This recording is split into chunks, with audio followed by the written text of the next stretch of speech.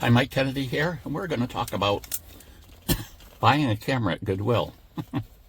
First thing you want to do, I guess, if you're a collector, you just buy a camera and you set it on a shelf somewhere. But I like to use cameras. It's fun to try out different cameras. So this cost $10. It was $40, but they have a new system where they mark things down 50%, then 75%. The color code used to be go in and you'd say today's color is red, half price. Well, now they have two colors, 150 and 175. So I was looking at this, whether you want to call me cheap or frugal or whatever, but I don't like to spend a lot of money for something that may not work. Now, it is true, if you save the receipt, you can return something in 7 days at Goodwill, so that's good. But say you see a camera there. The first thing I do is, pull out your phone and find out what batteries the camera took. Here's the batteries this camera takes. And why I say that, because some earlier cameras took mercury batteries, and the mercury batteries have basically been banned. And yeah, there's some ways to get around it, but that's a lot of rigmarole. And it's like, if you're just trying to get a camera to use, I would suggest getting one with batteries already still available. So you would put in this case, this is a Canon Rebel 2000 EOS 35mm SLR. These are film cameras. And if it comes up with something and you can click on it to buy it somewhere, that tells you batteries are available. Now, these batteries I just got in a local hardware store. It is important to look at the battery terminals.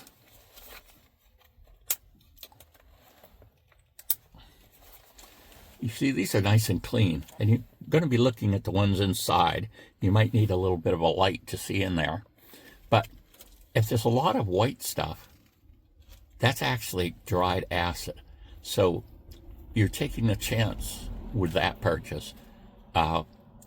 Sometimes it's just a light surface and you could just clean it off and you're good to go. Other times, acid might have actually leaked into some of the electronics, and that basically makes the camera a throwaway. So in this case, we're going to put our two batteries in. And we're going to turn, it's on lock, we're going to turn it on. Oh, it made a sound. I would suggest you actually take it and look at it. While you're looking at it, take a photo and you'll see the shutter. I can hear you can look through it and see whether it's focusing properly. It is. So basically, that's your basic function testing to see if a camera's working. Now, of course, you've got to actually run film through it to be absolutely sure. Now, let's talk about cost first a little bit as we're going along here. So I only paid $10 for the camera. Batteries were more. They were $15. And to buy a roll of film and to test it, have it done by someone else, you could be talking about $30. So basically, you've got 30 plus 10 plus 15. So that's $55. So you really spent $55 on it. Now, there are some, if you can do your own darkroom work, you could, just shoot part of a roll and, develop that. Like, especially with black and white, you could develop it. And you look at those critically, maybe have a magnifier to look and see if they really focused well. And then you'll know that your camera is reliable. But without putting film in it and running it, there's so many things that can go wrong. Sometimes the film transport can be wrong. The images will overlap or different things like that. So it's really a good idea to run a roll of film through it. Now, I saw somewhere online that was selling 8 exposure rolls of film. I think I heard that way back when, but I didn't know someone was still doing it. So these are typically films that someone else has reloaded. But then, like I say, you buy that as a shorter roll, put it in, get it, processed, and hopefully they don't have a minimum charge, and you could just do with that for testing. I tried my bestest to find out what the price of this was in, it was sold in the year 1999, 2000, up to maybe 2010 or something. So, but I couldn't find a price. And there was this whole thing going on with cameras, intrigues and things where, there was an official Canon importer, right? That meant no other Canon cameras were supposed to come into the U.S. outside of that importer. Well, they did. So they had this, they called them gray market, because it wasn't, I guess it was a matter of opinion whether that was really illegal to do or not to do. But anyway, it created a situation where on many cameras, they wouldn't tell you the price in print. They tell you with a phone call, because if they quoted this much lower price, that was basically saying, well, we got this camera outside of Canon, that's why we can sell it this low. And then you did have problems with the gray market cameras. They don't have the right serial numbers. So if you had that, you sent it to Canon, maybe it wouldn't get repaired. And there's all kinds of intrigue things going on. But so in that period, well, now we're looking back in photo magazines and things, it's kind of hard to find what the original price was. If you know, please comment in the section below, and that will be nice to know. But so basically, we've got a really nice camera. Now, this lens isn't considered the greatest lens in the world, but if you're starting in photography, you're not going to notice. And two, a person with a not so great camera and skill can produce better images than a person with a really expensive camera and no skills. That's just the way it is. Something too, though, is you can see this has a lens filter on it, which is kind of nice because it's protected the lens. But, once I start using this, I'm going to take that filter off, because the more glass you put in between the image and the film, the more it's going to degrade. And a lens hood would be better. If you want to put something on your lens, put a lens hood, not necessarily a filter like this.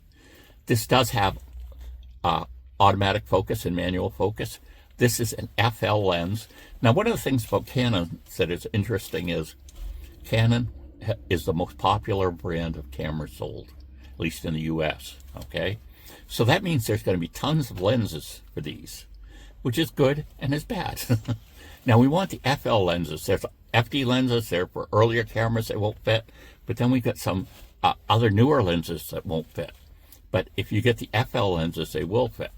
But some of those the higher cameras can still take the FL lenses, so it can make the lenses a little more expensive than you want. But I put together a system, and then the long zoom lens I paid $10 for kind of broke, but I put together a system of the what was it, the EOS 800, these are film, and EOS 650 with a normal lens and the telephoto lens. And I think, yeah, I had a lens similar to this one too. Someone else is using it now. But, I put the whole system together for $35. And yes, one of the lenses went bad. But, so advantages, disadvantages, just make sure that it's an FL camera if you've got a camera that only takes FL lenses. So there's some little things to learn about that. But this has all kinds of modes. If you're doing something with sports, you're doing something close up, you're doing a portrait, you're doing something at night. It also has a screen here, and you can set it to manual and do all kinds of things. And this screen will help you determine, what you're doing with some of these buttons and whatever. And it has built-in flash too, which is kind of nice, but tends to be something that gives a red eye. When you shoot a picture of someone straight on, the pupils in their eyes will probably be red. And it gets worse the farther back someone is too. But there you go. That's how I would suggest, if you want a camera and you're going into a used shop like Goodwill, you do have the 1 week return, but search first, see if the batteries are available. Then you know, make sure that the battery contacts are really good, that there hasn't been a leaking acid or something into them, and get those batteries, pop them in, and try out some film.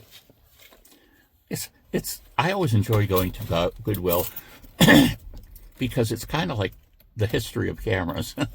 You'll see all kinds of cameras in there, and tripods too, but sometimes it will be all these you know, what I would call junky cameras, but they're really interesting still. You see the Polaroids, you see, you know, sometimes you see the Fuji camera that still can take instant film. It's not Polaroid, it's Fuji.